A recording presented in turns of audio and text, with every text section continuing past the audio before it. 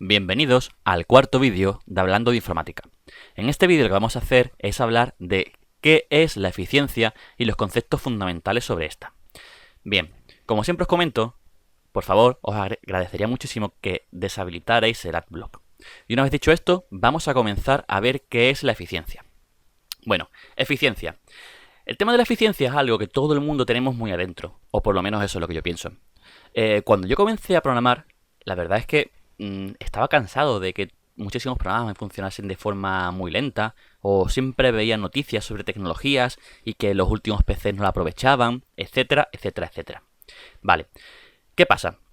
Que todo el mundo en realidad tiene un concepto de eficiencia, pero, o mejor dicho, todo el mundo cuando comienza tiene un concepto de eficiencia, pero en realidad ese concepto no está muy bien, ¿vale? Entonces todo el mundo intenta aplicarla, pero al final se consigue cosas como esta. Y es que en realidad no la aplicamos para nada bien. ¿Vale? Todo el mundo, cuando hacemos un código, nos lo enseñamos entre nosotros, pero el código, la eficiencia que pensamos que estamos consiguiendo, por norma general, no se consigue. ¿Vale? Bien, voy a enseñaros antes que nada un ejemplo que he realizado. Vamos a ponerlo, lo tengo aquí. Este ejemplo lo que hace es busca en un vector que está ordenado un número. Queriendo, he puesto que este número sea el último para que tarde lo máximo posible. Bien, lo he hecho con dos algoritmos diferentes. Uno es la búsqueda secuencial, y el otro es la búsqueda dicotómica.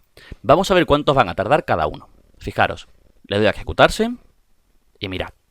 Uno tarda 10 milisegundos, mientras que el otro tarda 0,003.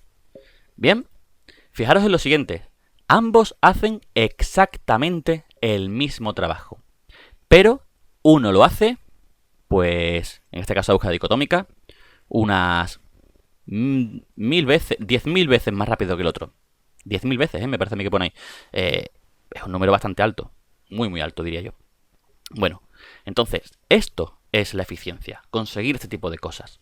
Vale, entonces, ¿cuáles son los falsos mitos que hay y en qué nos tenemos que centrar? Voy de nuevo aquí. Pues fijaros. Antes que nada voy a deciros que existen dos tipos de eficiencia. Bueno, un tipo de eficiencia, que es esta que tenemos aquí, que se centra en cuánto espacio ocupa nuestro programa en la memoria RAM. Quiero deciros una cosa, y es que, por norma general, este tipo de eficiencias no se suele estudiar demasiado, ni en la universidad, ni como profesionales. No se suele tener demasiado en cuenta. A no ser que hagamos un programa que sea muy, pero que muy grande, nos va a dar exactamente igual. ¿Por qué? Porque a día de hoy los PCs tienen una cantidad de memoria RAM que es abismal. El PC que tengo yo ahora mismo tiene 16 GB de memoria RAM. Eso es increíble. ¿Vale? En el año 98 yo tenía otro PC, un Pentium 1, que tenía 32 MB de RAM. Entonces yo comprendo que con 32 MB de RAM se tuviese que vigilar siempre la memoria RAM. Pero a día de hoy, con PCs con 8 GB de RAM, 4 GB, 16 GB, es una bestialidad. No importa que crees 3, 4 o 10 variables más. Una variable de un entero ocupa 4 bytes. Es que eso no es nada, absolutamente nada, ¿vale? Por eso digo, no os centréis prácticamente para nada en el tema de cuánto ocupa en memoria RAM. Si hacéis una variable de más, 2, 3, 10, 20, no importa. Haced un código claro. Dejad el tema de las variables. Yo, por lo menos, ese es el consejo que os doy. Vale, y tenemos ahora otro tipo de eficiencia, que es esta que tenemos aquí. Bueno, este tipo de eficiencias es el tiempo que vamos a utilizar la CPU. Es decir, el tiempo que tarda la CPU en realizar un trabajo. Esto es exactamente la eficiencia que yo os he mostrado en el ejemplo anterior. ¿Vale? Este tipo de eficiencia sí que se tiene muy, pero que muy en cuenta, ya que contra menos tiempo se utilice el procesador muchísimo mejor. Y además, está muy estudiada. Vale, entonces, fijaros en lo siguiente. El tema de la eficiencia se estudia con el análisis de algoritmos.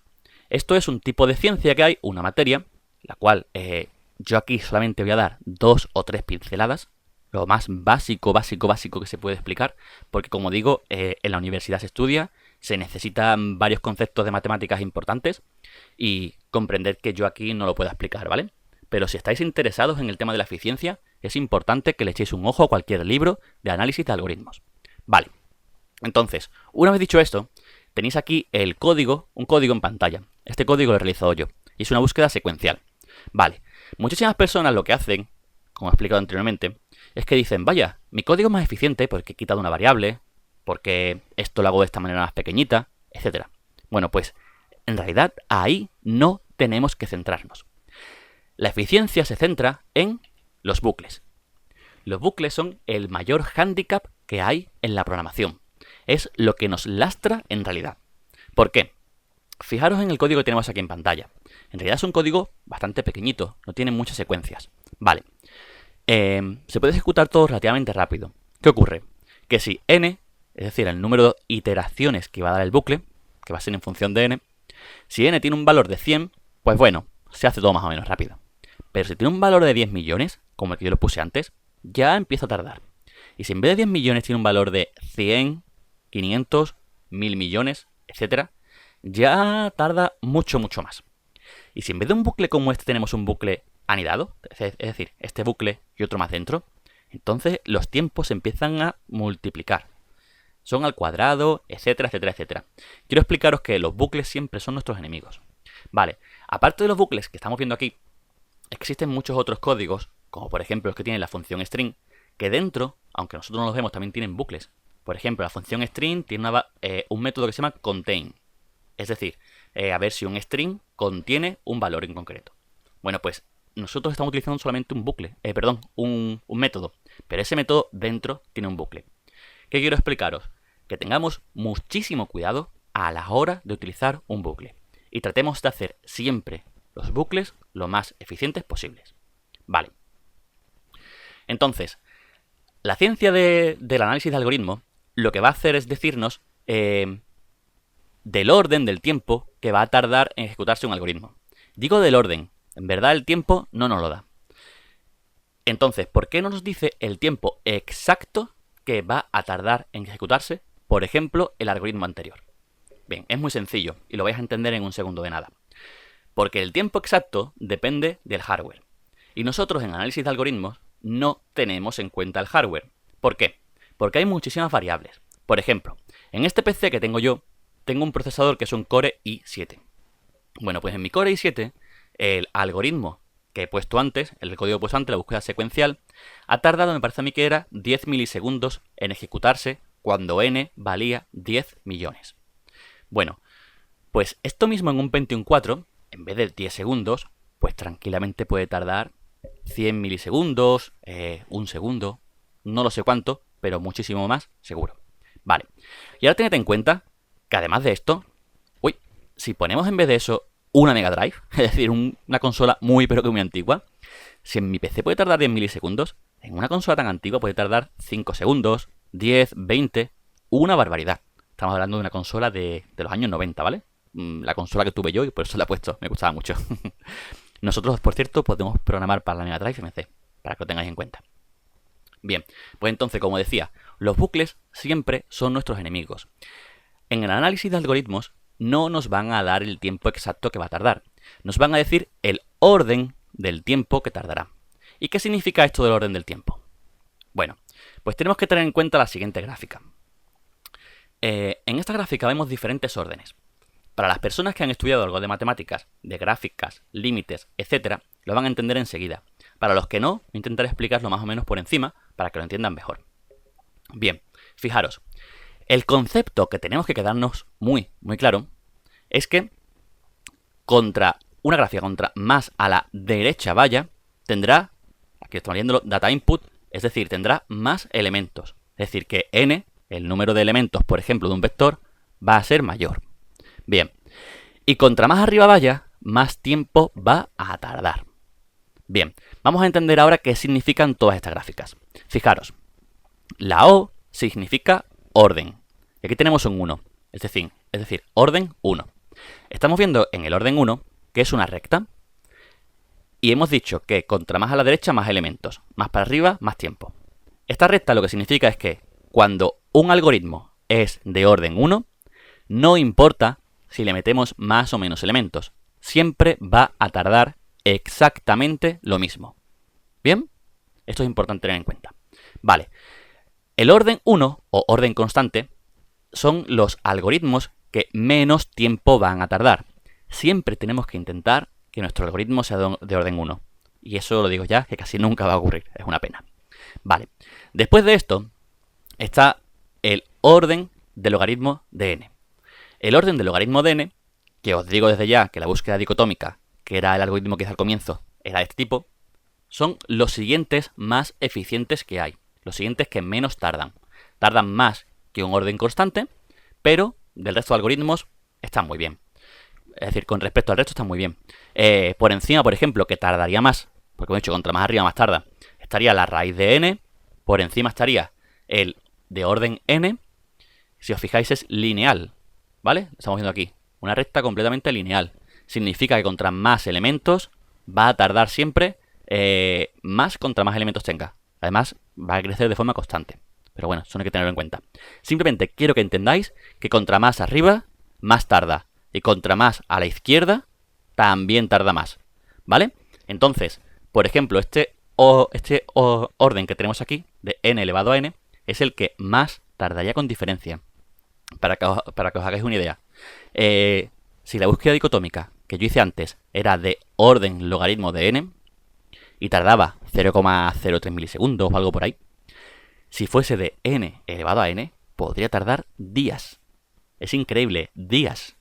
Existen muchos algoritmos de este tipo que son de días y días de proceso, que son los que se ejecutan en los superordenadores, que se necesitan una capacidad de proceso enorme, porque es que esos algoritmos no se pueden reducir, no se pueden hacer más pequeños, ya sean los de predicción del tiempo, etcétera, etcétera. ¿Vale? Bien, entonces lo dicho, hay que tener en cuenta este tipo de algoritmos. Bien, y ahora voy a poneros el ejemplo que puse al comienzo, este que tenemos aquí. Voy a explicaros un poquito por encima el código, muy por encima, porque solamente esto va a ser un concepto. Vale, fijaros, ¿qué es lo que hace el código? El código está hecho en Java, pero bueno, para aquellas personas que solamente sepan C, lo van a entender sin ningún tipo de problema, porque este código es muy sencillo y C y Java son primo hermanos. Vale, fijaros que al comienzo del todo, que lo que hago es que creo una constante, una variable. Se llama n y le doy un valor de 10 millones. Los guiones bajos que estáis viendo aquí no sirven absolutamente para nada. Solamente sirven para separar los números y que sea más claro. ¿Vale? Nunca los había puesto anteriormente, pero ahora he considerado que era mejor ponerlos para que se viera bien. Vale. Entonces se ejecuta el método main y lo que hacemos es que creamos un vector con una función que tenemos aquí. Esta función lo que hace es que nos crea un vector de tamaño n, es decir, de 10 millones, y se inicializa con todos los números ordenados consecutivamente. Es decir, me devuelve un vector ordenado tal que así. 0, 1, 2, 3, 4, bla, bla. Mira, aquí me falta el 3, anda que yo. 4, 5, etcétera. Y va a llegar hasta el número 9.000, o sea, 9.999.000, bla, bla, bla.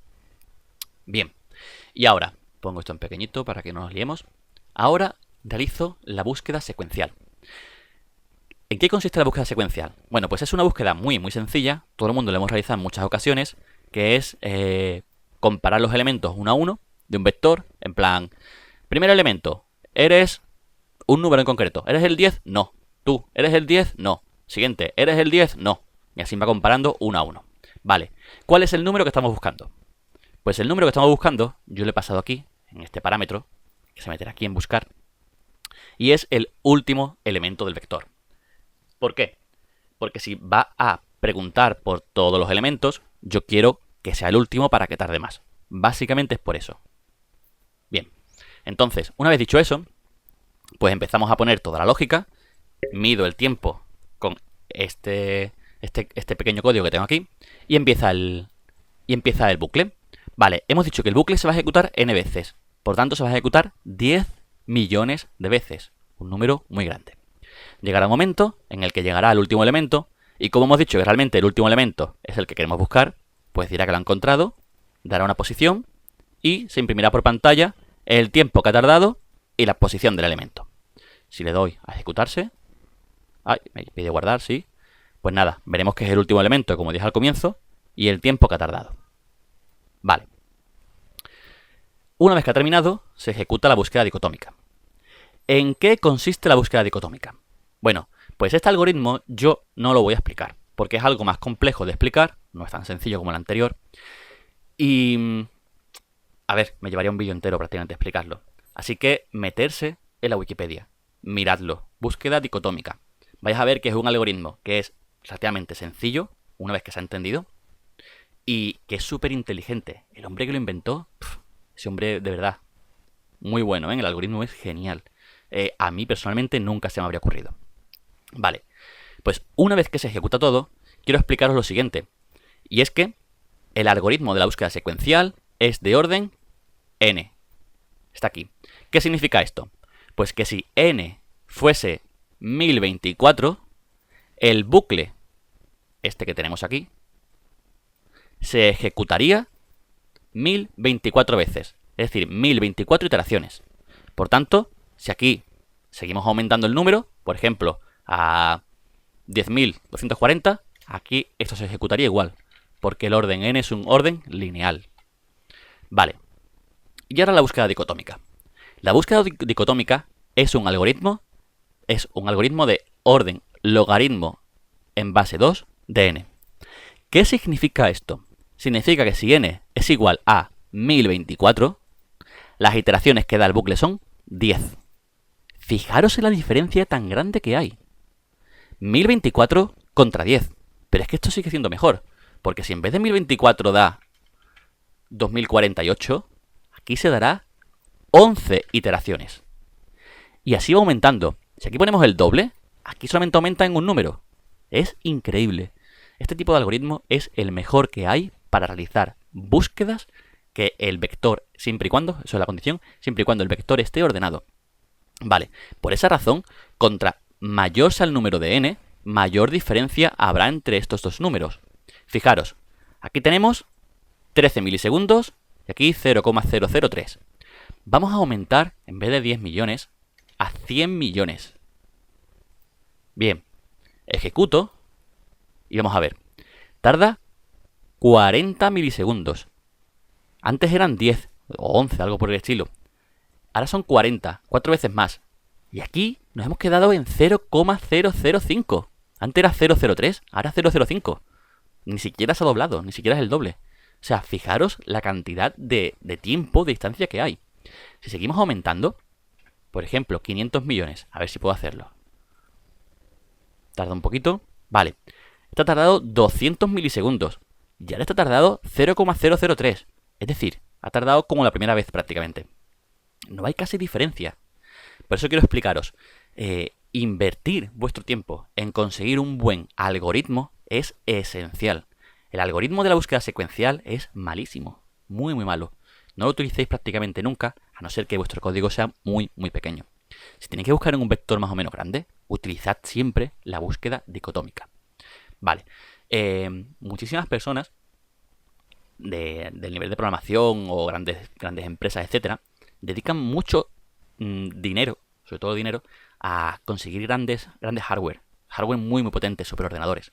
Y realmente donde hay que invertir dinero es en el tiempo de conseguir buenos algoritmos, porque os aseguro que un PC mejor, la búsqueda dicotómica sería posiblemente más eficiente en un Pentium 4, ¿vale? Que en mi PC actual, que puede ser 10 o 20 o 30 veces más potente que la búsqueda secuencial, ¿vale? Si hacemos una comparación entre los dos, seguramente el Pentium 4 sería más rápido que mi PC actual. Vale. ¿Y por qué estoy tratando de explicaros todo esto de la eficiencia, de los órdenes, etcétera? Bueno, volviendo aquí, por esta razón, mirad, la importancia de los órdenes es muy grande.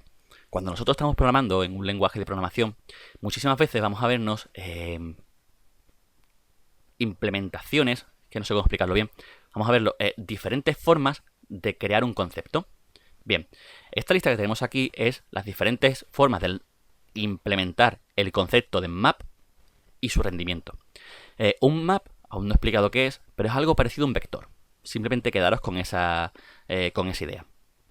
Bien, pues aquí estamos viendo diferentes formas de crear un map, que es un hash map, un tree map, etcétera. Todos son maps, todos son, digamos que entre comillas, vectores, pero por dentro están hechos de diferentes formas. Vale, pues fijaros en lo siguiente. Si en un hash map yo quiero hacer un get, es decir, conseguir el elemento, esto se consigue en orden de tipo 1. Vale, sin embargo en un tree map, si hago exactamente la misma orden, get, es de orden logaritmo en base n. Bien, un logaritmo en base n está muy bien, muy buen orden, pero es que el 1 es el mejor que hay. Es, vamos, machacante. No hay nada mejor que ese. Por tanto, siempre tenemos que intentar hacer todo de orden 1. Yo, en la universidad, me he encontrado con muchos compañeros que utilizaban un hashmap o un trimap sin ningún tipo de diferencia. Les daba igual utilizar uno que otro. Y yo se lo decía, digo, mira, utiliza en vez de un trimap, utiliza un hashmap. Es más eficiente. Me decían, bueno, sí, venga, vale, voy a utilizarlo. Y les daba igual. No puede ser, ¿vale? Nosotros, como buenos programadores, tenemos que utilizar las mejores herramientas que tengamos a nuestro alcance. En este caso, las que tengan más rendimiento. Siempre que podamos, utilizaríamos, entonces, los elementos que tengan un orden inferior. En este caso, los de orden 1. Vale. Si le damos a la siguiente diapositiva, vamos a ver que con los set, que es otro tipo de listas que hay, digamos, pasaría exactamente igual. Y hay una gráfica de estas para cada uno de los elementos. Los set, los map, las listas, etcétera, se ven en muchísimos lenguajes, no en Java, sino en Java, en C++, en Python, etcétera. Y en todas suele haber implementaciones diferentes, ya sean de hashmap, trimap, etcétera. Entonces, recapitulando un poco y para terminar, simplemente quiero que entendáis qué son los órdenes. Que los órdenes es muy importante tener en cuenta el orden que ocupa, para que valga la redundancia. Siempre que podamos tenemos que utilizar un algoritmo de orden inferior. Cuanto más bajo sea, mejor. Mucho más rápido será. Lo ideal siempre es invertir tiempo en algoritmia. Para esto yo os aconsejo que os leáis varios libros de algoritmos. ¿Cuál? El que vosotros queráis. Buscaros alguno en español, porque a lo mejor son conceptos más o menos complicados y lo ideal es leerlo en español. Por lo menos lo que yo pienso. Y leeroslo. Leer mucho, diferentes tipos de algoritmos. Lo que no entendáis lo buscáis en otro libro. Y listo. Y sobre análisis de algoritmos, igual. Si conseguís estudiar el tema, perfecto. Así cuando estéis creando vuestros propios algoritmos, podréis hacer algoritmos eficientes. O por lo menos podréis darle 3 vueltas antes de hacer algo. ¿Vale?